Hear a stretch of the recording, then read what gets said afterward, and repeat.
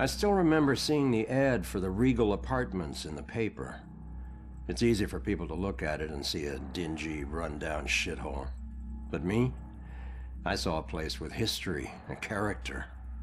I saw a place full of artistic inspiration. Before I knew it, I was the official tenant of apartment 3A. Looking back on it, I wish I had never even unpacked. My new apartment turned out to have more character than I had anticipated. The carpets were occasionally soggy, the pipes were rusty, and I could hear the tenant below me banging against the walls and screaming at the top of his lungs. Sure, there were other problems with the place, but they just added to its charm.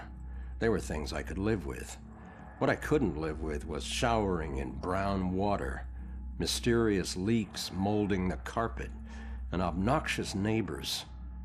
I called the plumber, who arrived just as I was about to have a word with the people downstairs.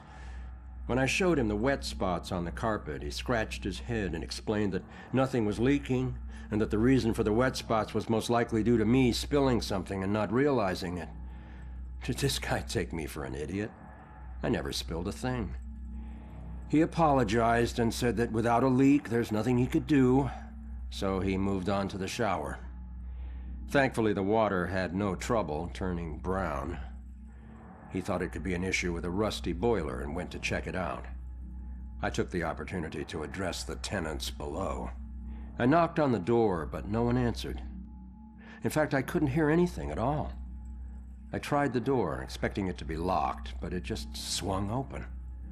I was shocked to find it completely empty. That's when wet footprints began to appear on the floor. They were headed right for me. Just then I could hear the plumber scream from the boiler room downstairs. By the time I ran down there, he was long gone, but he had discovered the source of the brown water. Packed into the old rusty boiler was a bloated, decomposing corpse. The police are still investigating the homicide, and the landlord has promised to renovate the boiler room.